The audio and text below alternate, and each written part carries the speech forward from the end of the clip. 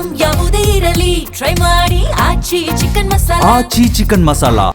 ಇದು ಬೆಂಗಳೂರಿನ ಶೋಭಾ ಆಂಟಿಯ ಮ್ಯಾರೇಜ್ ಕತೆ. ಅವನು ಬೇಟ್ ಇವನು ಬೇಟ್ ಅಂತ 4 ಮದುವೆಯಾದ ಡೌರಾಣಿ 4 ಮದುವೆಯಾಗಿದ್ದು ಸಾಲದು ಅಂತ ಈಗ ಪ್ರಿಯಕರನ ಜೊತೆ ಜೂಟಾಗಿದ್ದಾಳೆ.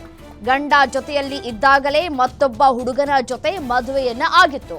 2ನೇ ಗಂಡನಿಗೆ ತಿಳಿಯದಂತೆ 3ನೇ ಮದುವೆ, 3ನೇ ಪತಿಗೆ ನಾಮ ಹಾಕಿ 4ನೇ ಮದುವೆ ಮಾಡಿಕೊಂಡಂತಹ ಐನಾತಿ ಶೋಭಾ ಈಗ 4ನೇ ಗಂಡನಿಗೆ ಗೊತ್ತಾಗ್ತಾ ಇದ್ದಂತೆ ಪ್ರಿಯತಮನ ಜೊತೆಗೆ ಜೂಟಾಗಿದ್ದಾಳೆ. ಎಮೋಷನಲ್ ಡೈಲಾಗ್ ಹೊಡೆದು ಗಂಡಂದಿರಿಗೆ ಕೈ ಕೊಟ್ಟಿರುವಂತಹ ಶೋಭಾ ಕೊನೆಗೆ 4ನೇ ಗಂಡನ ಮುಂದೆ ತಗ್ಲಾಕೊಂಡಿದ್ದಂತಹ ಡೌರಾಣಿ. ರಾತ್ರಿ 2 ಗಂಟೆ ಆದರೂ ಕೂಡ ಮೊಬೈಲ್ನಲ್ಲಿ ಬ್ಯುಸಿ ಆಗಿರ್ತಾ ಇದ್ದಂತಹ ಶೋಭಾ ಅನುಮಾನಗೊಂಡು ಪ್ರಶ್ನೆ ಮಾಡಿದಂತಹ 4ನೇ ಪತಿ ಜೊತೆ ಆಗಾಗ ಖ್ಯಾತೆಯನ್ನ ತೆಗೆದು ಗಲಾಟೆಯನ್ನ ಮಾಡ್ತಾ ಇದ್ಲಂತೆ. ನಾನು ಎಲ್ಲಿ ಹೋದ್ರು ಏನೇ ಮಾಡಿದ್ರು ಕೇಳಬಾರ್ದು ಅಂತ ಹೇಳಿ ಆವಾಜ್ ಹಾಕಿದ್ಲಂತೆ. ಇನ್ನು ಅದನ್ನ ಕೇಳದೇ ಇದ್ದಂತಹ ಸಂದರ್ಭದಲ್ಲಿ ರೌಡಿಗಳನ್ನ ಬಿಟ್ಟು ಗಂಡನಿಗೆ ಆವಾಜನ್ನ ಹಾಕಿಸಿದ್ದಾಳೆ ಶೋಭಾ. ಫೈನಲಿ ಮನೆ ಬಿಟ್ಟು ಗಂಡನಿಗೆ ಚಿಪ್ ಕೊಟ್ಟು ಎಸ್ಕೇಪ್ ಆಗಿದ್ದಾಳೆ ಸುಂದ್ರಿ. ಇತ್ತ ದುಡಿದ ಹಣವನ್ನೆಲ್ಲ ಪ್ರೀತಿಯ ಹೆಂಡತಿಗೆ ಕೊಟ್ಟು ಬೀದಿಗೆ ಬಿದ್ದಿದ್ದಾನೆ 4ನೇ ಗಂಡ. ಇದೀಗ 5ನೇ ಒಂದು ಪರಿಸ್ಥಿತಿ ಇನ್ನೇನಾಗುತ್ತೋ ಏನೋ, ಅವನಿಗೂ ಎಲ್ಲ ವಿಚಾರಗಳು ಗೊತ್ತೋ ಗೊತ್ತಿಲ್ವೋ ಗೊತ್ತಿಲ್ಲ.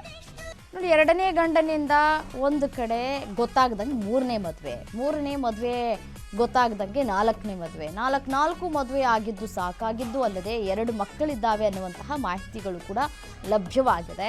ಇದೀಗ 4ನೇವನನ್ನೂ ಬಿಟ್ಟು ಇದೀಗ 5ನೇವನ ಜೊತೆ ಓಡ್ ಹೋಗಿದ್ದಾರೆ. ಅದೇನು ನೋಡಿ ಅದೇನು ಮಾಡಿ ಇವ್ರುಗಳೆಲ್ಲ ಈ ರೀತಿಯಾಗಿ ದೋಖಾ ಮಾಡ್ತಾರೆ ಅನ್ನೋದು ಗೊತ್ತಾಗ್ತಾ ಇಲ್ಲ.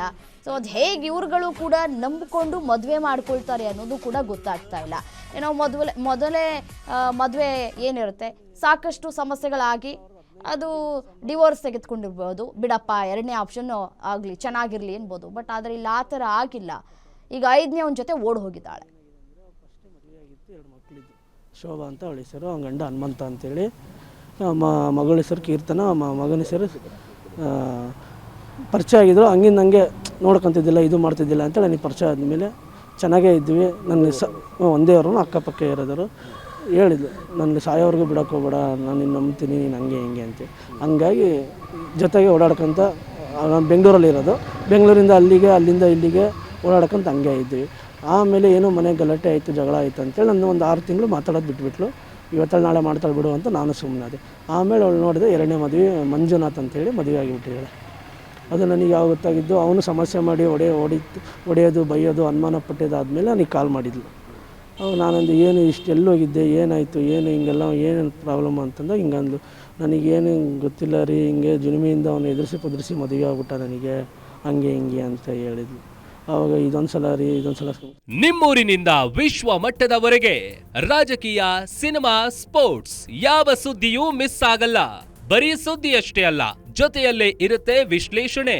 ಗ್ಯಾರಂಟಿ ನ್ಯೂಸ್ ನ ಸಬ್ಸ್ಕ್ರೈಬ್ ಮಾಡಿ, ಫಾಲೋ ಮಾಡಿ, ಕ್ಷಣ ಕ್ಷಣದ ಅಪ್ಡೇಟ್ಸ್ ಪಡೆಯಿರಿ.